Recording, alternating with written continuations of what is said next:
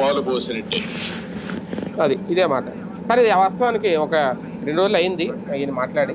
కాకపోతే ఇప్పుడు దాని మీద ఒక దుమారం అయితే నడుస్తోంది. ఒక వ్యతిరేకత కూడా వస్తుంది. ఇందులో 2 కోణాలు. ఒకటి, ఆయన తెలియకుండా సెల్ఫ్ గోల్ వేసుకున్నారా, లేదంటే నిజంగా అంత పక్షపాత ధోరణిలోనే ప్రభుత్వం ఉంటుంది అని ఒక హెచ్చరిక, ఒక సంకేతం అన్న ఇచ్చారు.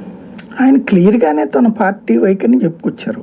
పొలిటికల్ గవర్నెన్స్ అన్నప్పుడే చర్చించాల్సిన మేధావులు మౌనముద్ర దాల్చారు. పొలిటికల్ గవర్నెన్స్ అంటే ఏంటి? రాజకీయ ప్రభుత్వాన్ని నడపడం.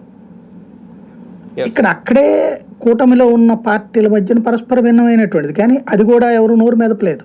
పవన్ కళ్యాణ్ ఏమనేవాడు? రాజ్యాంగబద్ధమైన పాలన అందిస్తామనేవాడు. రాజ్యాంగానికి విరుద్ధంగా ప్రవర్తిస్తున్నాడు జగన్మోహన్ రెడ్డి, మేము రాజ్యాంగబద్ధ పాలన అందిస్తామన్నాడు. అలాగే భారతీయ జనతా పార్టీ ఏమంటది? రాజ్యాంగబద్ధ పాలన కావాలి అంటది కదా. మరి ఇక్కడ ఈయన రాజ్యాంగబద్ధ పాలన కాదని చెప్తున్నారు కదా.